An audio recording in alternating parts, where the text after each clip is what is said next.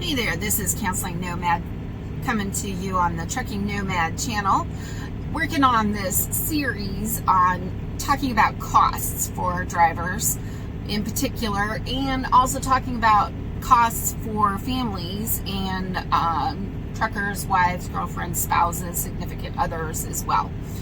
And so this one is talking about, I'm going to talk to you about the health issues that face drivers specifically, but also that kind of plague the significant others that are at home or that are on the road with the drivers as well.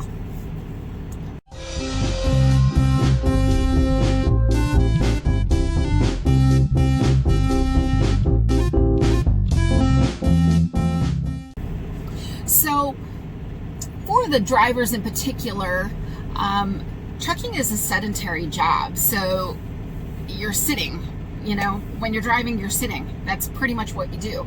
Unless you're a flatbedder, where you get out and you check your straps and you're strapping and tarping and that kind of stuff. You're pretty much sitting. That's it. That's what you do. You sit, and you drive, and you sit, and you drive, and you drive. And that's what you do. And so there's not, unless you actually go out of your way, there's not a lot of motion. There's not a lot of exercise. There's not a lot that people do. And so people tend to get obese. There's a lot of drivers that struggle with obesity. And in addition, like we were talking about in the last part of the series, people tend to eat poorly. Let's face it, the things that are available in truck stops are not very healthy. It's convenience food. The fast food, even the food that's available at the sit-down restaurants, it's not the healthiest. It's comfort food, not the healthiest. Minimal exercise, like I said, employers actually know that people aren't very healthy. They test for things like sleep apnea, which is common among people with obesity. They test for diabetes. They test for heart disease, which is common among people with obesity. They test for things like high blood pressure and that kind of stuff. All of those things are common among people with obesity. And not that people that don't have obesity aren't going to have issues with high blood pressure and that kind of stuff, but or diabetes, but those are things that are more common among people with obesity. So stress is definitely something that is extremely common for truck drivers, and that's definitely going to contribute to increased stress on your heart and stress on your high blood pressure and that kind of stuff. There is certainly a chance of, while the cat's away, the mouse will play kind of thing going on. Definitely a chance of infidelity. That was something that I heard common among, not common, that was something that I heard among a lot of the wives and girlfriends in the group that I was in. And so a lot of women did complain about it. I don't know how common it is. I don't know if there's ever been a study about it. So I know that there are a lot of people that are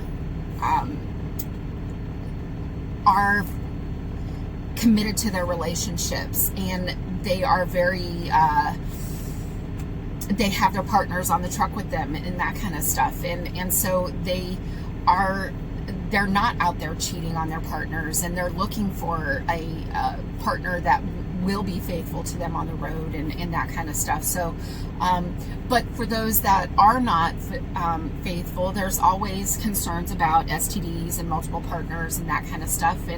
And so there's issues around health concerns on that side of things. There's accidents that happen because of weather or other drivers that cause accidents, especially four-wheelers. And there's issues with, just poor driving skills. And so there's accidents that happen and people get hurt. There's random accidents because people get fatigue. And so people, I was super tired one night, and we were in Beto, Kansas, and there were these huge ruts in the parking lot, and I didn't pay any attention to where I was going, and I tripped and fell, and no, I didn't get super injured, but I got scuffed up, and so things happen. There was a driver who landed on his head, cracked his head. So, things happen when fatigue happens, and more injuries happen when fatigue happens. As with any driver, DUIs can happen, and I've done a video on DUIs and whether or not they can do breathalyzers and that kind of thing. And there are concerns there are enough concerns that DOT lowered the limits, and so the limit for DUIs is 0.04 for CDL holders rather than the 0.08 for any other DUI, any other driver. So substances is less tolerant than in any other. It's less tolerant within the industry, the trucking industry, because it is such a safety hazard, and you have these huge vehicles that you're driving, right? In addition, because there's short periods of home time, a driver might get 34-hour reset or 4 days. It's a lot less likely that drivers are going to actually take the preventative health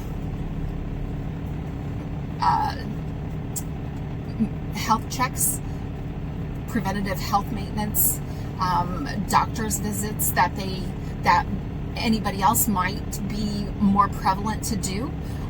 So it's going to be more after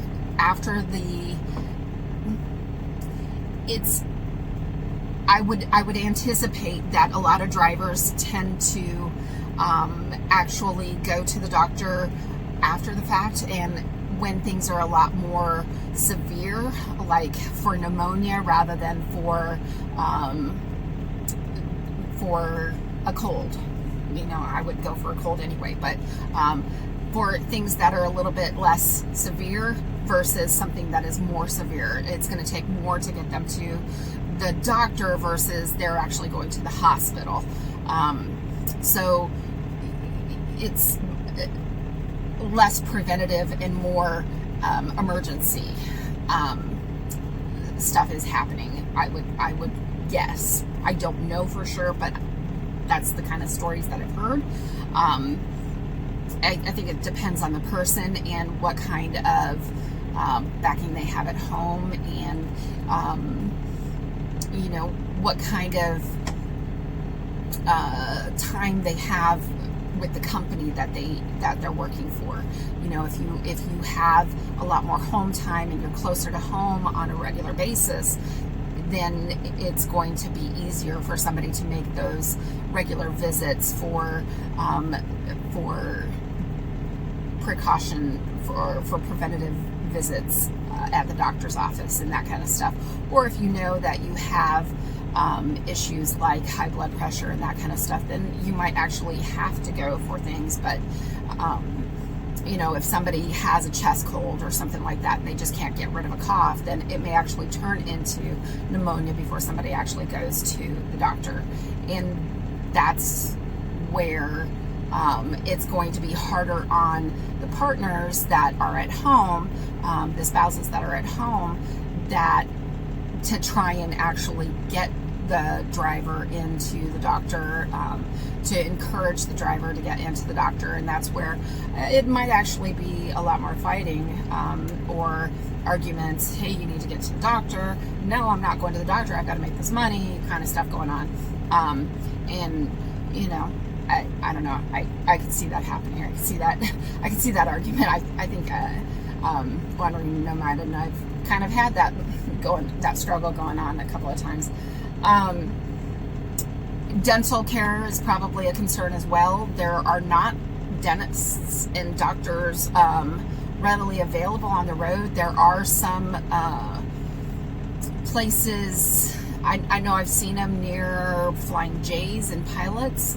I know I saw some in Texas specifically. I don't know if they've kind of expanded the range on the locations, but they've got some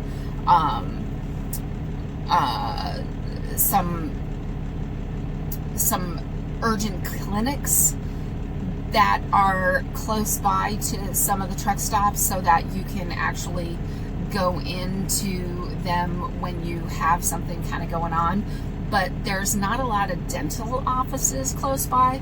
So, if you need a tooth pulled, you've got to go, or you just need a basic cleaning. You've got to take the time and actually schedule a visit. So, and then chiropractic care. These drivers, they sitting in the truck, in the front seat of the truck, kind of gotten a feel, and the driver's seat is a lot different than the passenger seat, and it gets more wear and tear than the passenger seat. And sitting in the truck, it's the front seat of the truck, it's a lot of bouncing, and the backs, when you're riding across these roads that are not properly maintained. I mean, Oklahoma and Indiana, some of these roads are so poorly maintained that your back is just aching, and it just hurts.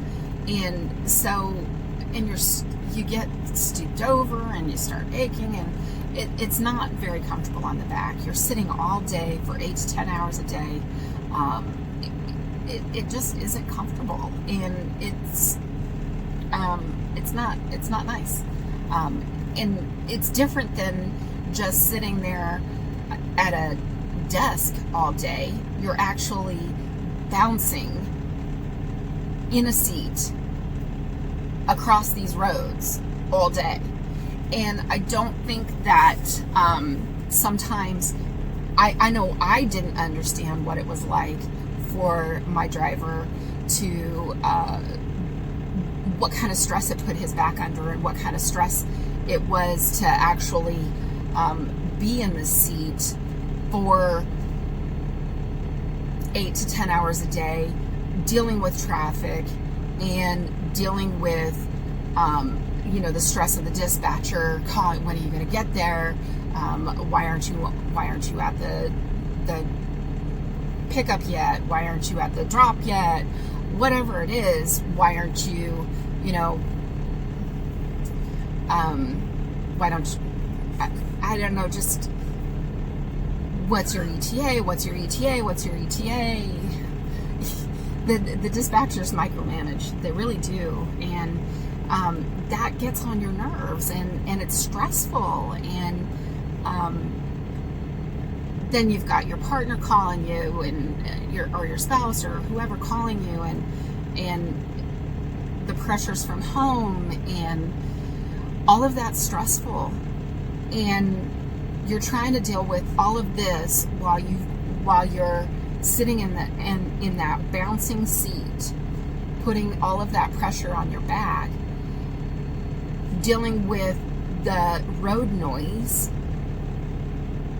and the four-wheelers weaving in and out of traffic, cutting you off, trying to deal with the stress of the weather, the crosswinds at 20 to 30 miles an hour.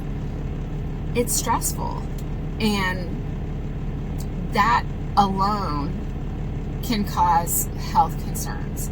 And I don't think that enough partners understand the stress that it puts the drivers under. And I don't think we give the drivers enough credit for that. If you're a co-driver, then you understand it. But if you're a partner, and you haven't ridden, I don't think we fully understand. And it took me coming out here to get a better idea of that. And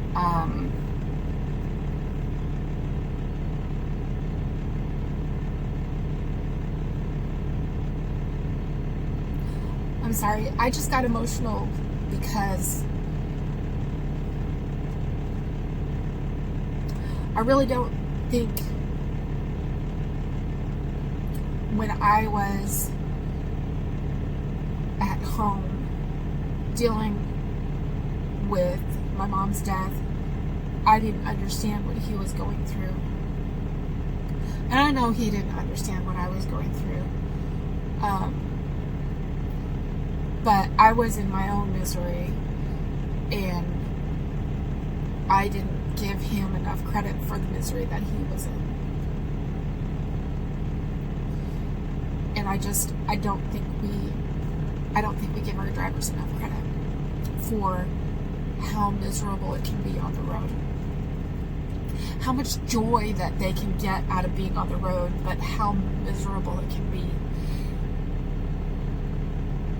And that's why there is such a cost, and we need to recognize that there are health costs, and I think we just need to be willing to acknowledge those. We just need to be willing to acknowledge those as partners, as spouses, as boyfriends, girlfriends, whatever your relationship is, as children, whatever your relationship is. And that's what the message is for this video. See you on the flip.